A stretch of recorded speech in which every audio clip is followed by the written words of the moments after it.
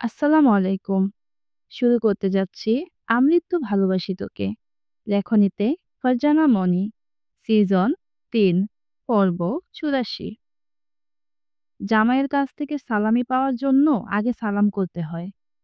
আহিয়ানের এমন কথায় চিদা খানিকটা চমকে উঠে বলল, তার মানে নুপুর জোড়া আমার সালামে ছিল না? না। তাহলে কেন দিয়েছেন? এমনি। এমনি কেন? আহিয়ান ভাবলেশীন কণ্ঠে আস্তে করে বলল, কপালে বাসর কবে আছে কে জানে। প্রথমবার বউয়ের সাথে এক বিছানায় ঘুমালাম, তাকে একটা গিফট না দিলে কি চলে? সীতা খানিকটা ভ্রু বাঁকিয়ে বলল, কিছু বললেন? নাথিং। আহিয়ান কথা ঘুরিয়ে বলল, সালামি পেতে হলে ঝটপট সালাম কর, তারপর ভাবনা চিন্তা করে দেখছি দু চার পয়সা দেওয়া যায় কিনা। সীতা ঠোঁট বাঁকিয়ে অন্যদিকে তাকিয়ে বলল, আমি কি সালামি হিসেবে টাকা চেয়েছি? তাহলে কি চাস? এই আমাকে তো অনেক আগেই তোর নামে লিখে দিয়েছি। সীতা লজ্জায় খানিকটা মাথা নুয়ে নিল। তারপর তড়িঘড়ি ভঙ্গিতে বলল, আগে সালাম করি তারপর সালামি চাইব। বলেই ত্রিধা ওনার আঁচলটা মাথায় তুলে আহিয়ানকে সালাম করল। নেটের ওড়নাটা মাথা থেকে পড়ে গেছে, তাই আহিয়ান সুন্দর করে তুলে ত্রিধার মাথায় ঘোমটা দিয়ে ওর কপালে গভীর এক চুমু দিল। ত্রিধা আহিয়ানের বুকের বাঁ পাশটাতে কিছু একটা আঁকিবুকি করতে করতে বলল, শুনুন না। আহিয়ান ত্রিধার কোমর আরেকটু শক্ত করে জড়িয়ে ধরে বলল, হুম। বিকেলে বাড়ি থেকে বের হতে চাই।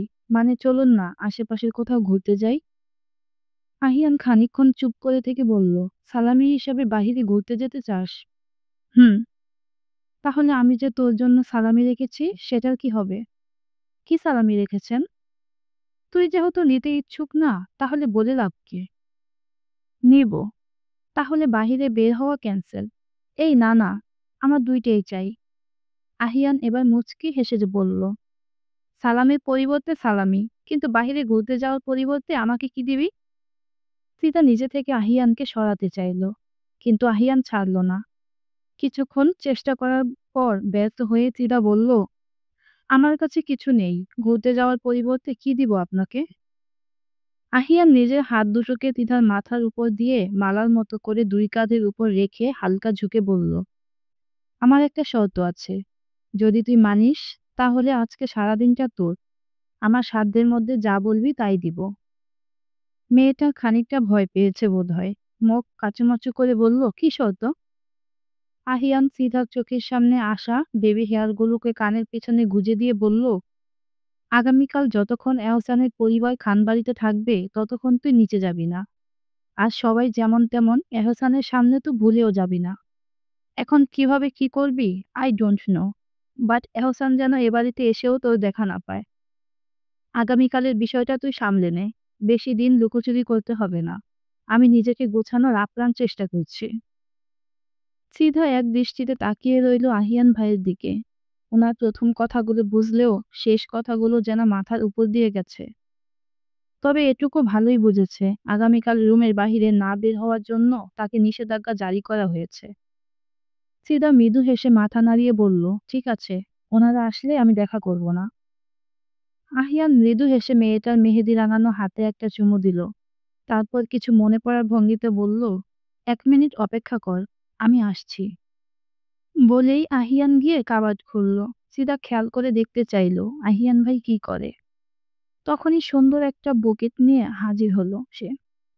তবে এটা কোনো ফুলের বুকেট নয়, চকচকে নতুন ১০০, ২০০, ৫০০, ১০০০ টাকার নোট দিয়ে বানানো। সিদা বেশ অবাক হয়েছে। তাকে আরেকটু অবাক করে দিয়ে আহিয়ান ওর সামনে এক হাঁটু গেড়ে বসে প্রপোজ স্টাইলে টাকার বুকেটা সামনে ধরে বলল, মহারানী, এই সামান্যতম সালামি গ্রহণ করে এই অদম রাজাকে আপনার মনের আরেকটু গভীরে ঠাঁই দিন। চীনা চরমের আশ্চর্য পর্যায়ে। ইতিমধ্যেই ওর মুখ হা হয়ে গেছে। কাপা হাতে বুকেটা হাতে নিয়ে মিষ্টি হেসে বলল, জাহাপানা, এই রানীর মনের গভীর থেকে গভীরে আপনার অবস্থান।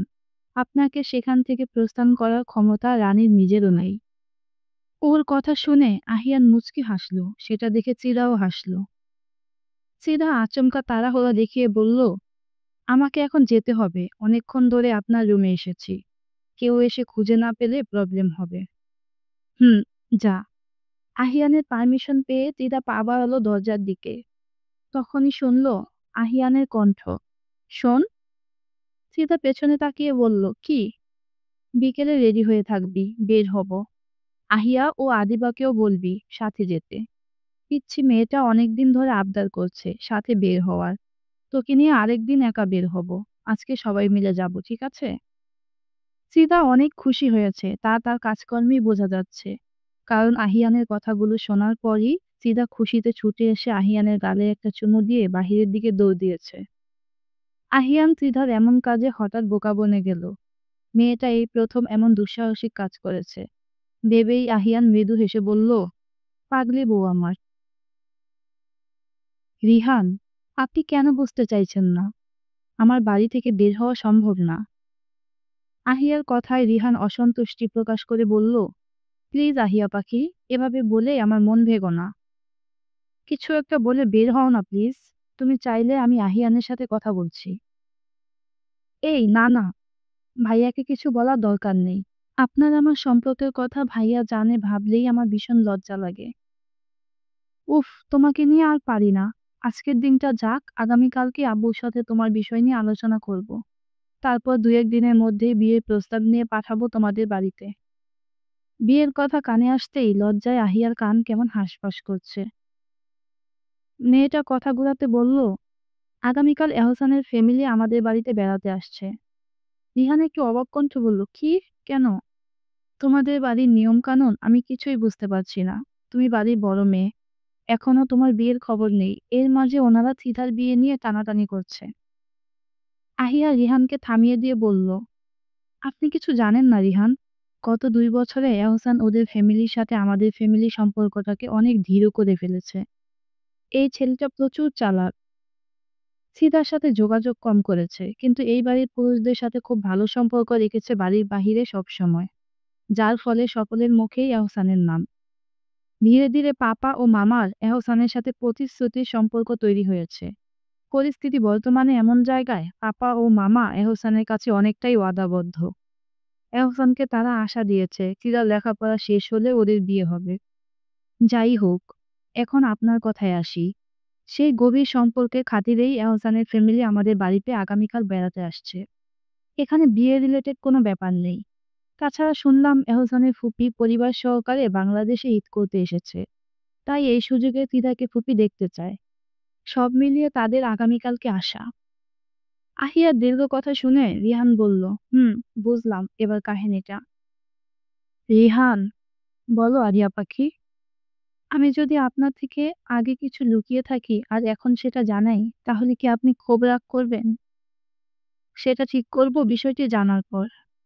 কিন্তু আপনাকে জানাতে যে আমার ভীষণ ভয় করছে। ভয় পাওয়ার কিছুই নেই, নির্ভয়ে বলে ফেলো। না মানে, আসলে আপনার মনে আছে এবার দেশে ফেরার পর আমাদের ২ জনের ১ম দেখা হওয়ার কথা? হ্যাঁ, মনে আছে। এই তো ১ মাস আগের কথা। হুম। হঠাৎ সেদিনের কথা বলছো কেন?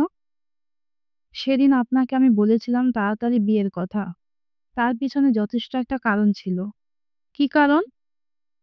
আসলে আসলে আমার পাপার বিজনেস ক্লায়েন্টের ছেলের সাথে আমার বিয়ের কথা হয়েছে বহু আগেই। ছেলেটার নাম সৈকত। উনি সিঙ্গাপুরের প্রবাসী। আমি যখন লন্ডনে লেখাপড়া শেষ করি তখনই তিতার কাছ থেকে শুনেছি বাড়িতে আমাদের বিয়ের কথা চলছে। আমি দেশে ফিরলেই কথা আগাবে। কিন্তু তখন আপনি বিয়ের জন্য স্টেবল না। নতুন বিজনেস অনেক খারাপ যাচ্ছে আপনার। আমি দেশে ফিরে আপনার কথা বাড়িতে জানানো কিছুতেই সম্ভব হতো না। তাই নানান রকমের কোর্স ও বিভিন্ন অজুহাতে আরো ১টা বছর লন্ডনে থেকে গিয়েছিলাম। কারণ আমি জানতাম দেশে ফিরলেই আমার বিয়ে নিয়ে আলোচনা হবে। এ বিষয়ে ভাইয়া অনেক হেল্প করেছে, সকলকে বুঝিয়েছে আমার আরো ১ বছর লন্ডনে থাকা নিয়ে। তখন ভাইয়া আপনার কথা জানতো না। শুধু জানতো আমি ওই ছেলেটাকে বিয়ে করতে চাই না। অবশেষে ২ বছর পর আবারও দেশে ফিরলাম। তাই দেশে ফেরার পর ১ম সাক্ষাতেই আপনাকে বলেছি বিয়ের কথা। রমজান মাস বলে সবাই চুপচাপ আছে। কিন্তু ঈদটা যাক, দেখবেন বিয়ে নিয়ে আমার উপর কেমন চাপ পড়ে। তাই বলছি, এবার যা করার একটু তাড়াতাড়ি করুন। সময় নেওয়ার মতো হাতে আর সময় নেই। আসসালামু আলাইকুম। সবাই কেমন আছো? ইদানিং দেখা যাচ্ছে গল্পে লাইক, কমেন্ট, শেয়ার, সাবস্ক্রাইব কিছুই নেই। বিষয়টা মানে একটু ভালো লাগছে না। কিছুদিন পর, পরই আপনাদের বলতে হয় এসব। আমি যেদিন বলি, সেইদিন গল্পের মধ্যে কমেন্ট এবং শেয়ার, তাছাড়া লাইক এসবের ঝড় বসে। তার পরের দিন আবার সব আগের মতো। এত কষ্ট করে গল্প লিখি, বিনিময়ে এরকম প্রতিদান আমার প্রাপ্য না, আমার মনে হয়। কি আর বলবো? সত্যি বলতে এই বিষয়ে সত্যিই আর কিছু বলার নেই। আজকের জন্য সব এই পর্যন্তই। সবাই ভালো থাকবেন।